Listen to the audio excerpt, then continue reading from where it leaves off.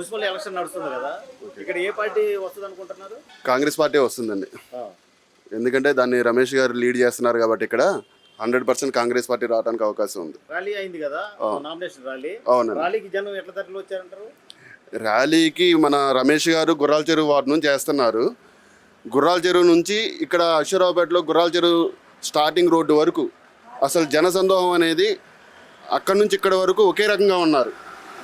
చాలా జనాలు చాలామంది వచ్చారు, చాలా కార్లు వచ్చాయి. ఒక ఎమ్మెల్యే సీఎం క్యాన్వాయ్ ఎలా ఉంటుందో ఆ రేంజ్లో నడిచింది ర్యాలీ రమేష్ గారిది. కాబట్టి ఈ గుర్రాల చెరువు వార్డులో రమేష్ గారి గెలుపు అనేది నల్లేరు మీద నరక లాంటిది. చాలా ఈజీగా గెలుస్తారు.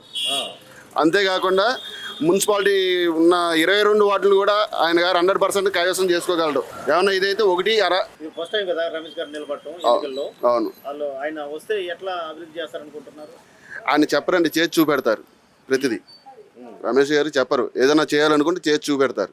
ఓవరాల్గా ఏది వస్తుంది అనుకుంటున్నారు టోటల్గా? కాంగ్రెస్ పార్టీ వస్తుంది.